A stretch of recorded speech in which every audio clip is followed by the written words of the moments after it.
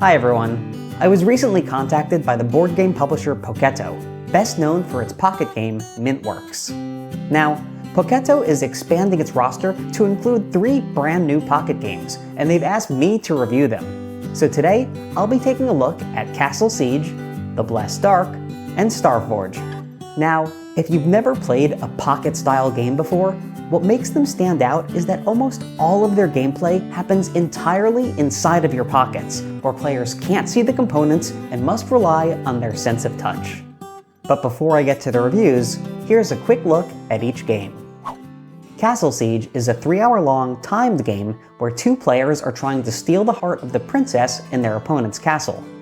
Each player starts with the same 9 cards, shuffles them, and puts them in their pocket. One person calls out a number, and they both must take that number of cards out of their pocket and put it into the pocket of their opponent.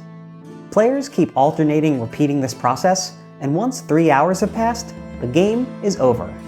Everyone takes the cards out of their pockets and counts up the number of hearts they have.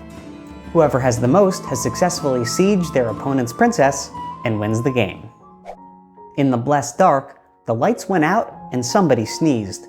Players are racing to figure out who sneezed so they can be the first to say God bless you. Everyone takes 3 cards and puts them in one pocket, then takes a die and places it in their other pocket.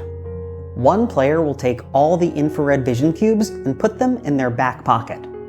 This pocket will be communal, and all players should have access to it. Simultaneously, players will all roll their die around in their pocket, then reach in to feel what number they rolled. They'll then go into their other pocket and feel the ink printed on their cards, which each have various dice scoring conditions listed on them. If they can feel from the ink that their die result satisfies any of the scoring conditions, they get to reach into the communal pocket and take one of the infrared vision cubes. This whole process is repeated until one player has 100 cubes. This allows them to see in the dark, find out who sneezed, say God bless you, and win the game. In Starforge, the stars have been unforged, and it's up to you to reforge them. For this game, you need to find a big pocket and affix it to your body. Then, take the Starforge tin and dump all the components inside. All players will work together, reaching their hands inside the big pocket, trying to find the star pieces. Each star is made up of these 4 parts which have to be pieced together, and there are 3 stars total that need to be reforged.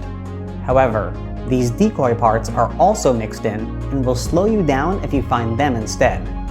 There are also galaxy cubes, and if you find one of these, immediately feel around in the big pocket for a card. If you can feel that the color shown on the card matches the color of the galaxy cube you found, then you get a big pocket bonus. This allows you to stick your head into the big pocket for 10 seconds, getting a glimpse at all the pieces and aiding you in your search. If you're able to reforge all 3 stars in under 3 hours, everyone wins the game. Now, there are a lot of great ideas in all 3 of these games, but unfortunately, I feel like the decision to have them played inside of a pocket basically completely destroyed any semblance of fun. In Castle Siege, if it was instead played on a table, you'd be able to look at your cards and develop strategies, which you just can't do inside of a pocket. In The Blessed Dark, if you didn't have to constantly rely on your sense of touch, the playtime of the game would be significantly reduced without affecting gameplay literally at all. And in Starforge, I found that the only real fun part was when I got to stick my head inside of the big pocket. And honestly, you don't even need to be playing the game in order to do that.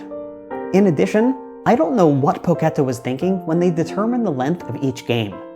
Why is Castle Siege 3 hours long? And didn't anyone realize it's absolutely insane to have to collect 100 cubes in The Blessed Dark? I unfortunately think that whoever came up with these must seriously be deranged. Now, on a positive note, since you can play these games in the secrecy of your own pockets, I guess I might be able to recommend them to people looking for some clandestine playtime. For example, normally someone like a firefighter or airplane pilot might get in trouble if they were caught playing games. But this Poketto collection will now allow them to play on the job without fear of getting caught. Overall, it's great Poketto decided to try and do something different, but ultimately, I have to hold back on giving them the Dragon's Tomb seal of approval. Also, because these games rely so heavily on having pockets, it unfortunately means I'll never be able to play them with all of my naked friends. And frankly, it's pretty insulting Poketto forgot to consider them.